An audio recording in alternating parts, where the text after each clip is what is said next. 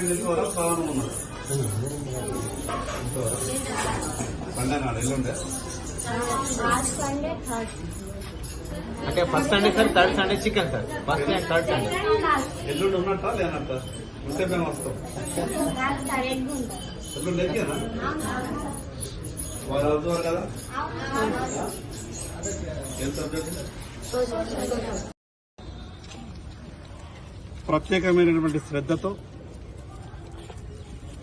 గిరిజన విద్యార్థులకు మంచి చదువును అందించాలన్నటువంటి ఒక ఆలోచనతోని ఆర్టికల్ 275 ద్వారా 75 లక్షల రూపాయలతో ఈ యొక్క డార్మెటరీ మంజూరు చేసుకుని ఈరోజు భూమి పూజ కూడా చేయడం జరిగింది.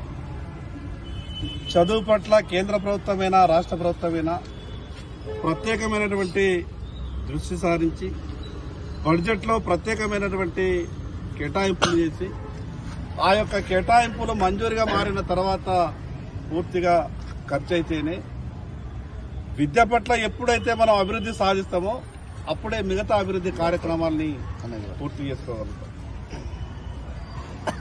ఈరోజు అనేక హాస్టళ్లు కావచ్చు, పాఠశాలలు కావచ్చు, ఇంకా కూడా కొన్ని పక్కా భవనాలు లేక శిథిలావస్థ స్థితిలో ఉన్నటువంటి పరిస్థితి ఉన్నది. మరి కేంద్ర ప్రభుత్వం ఇచ్చినటువంటి ఈ యొక్క గొప్ప అవకాశాన్ని ప్రత్యేకంగా అధికారులందరికీ విజ్ఞప్తి చేస్తున్నా, సరి అయినటువంటి సమయం లోపల ఈ యొక్క మంజూరైనటువంటి 75 లక్షల రూపాయలను ఖర్చు చేసి 6 నెలల్లోపు ఈ బిల్డింగ్ ని పూర్తి చేసి మరి విద్యార్థులు దాంట్లో ఉండే విధంగా చర్యలు తీసుకోవాలని అధికారులందరూ కూడా విజ్ఞప్తి చేస్తా ఉన్నాం.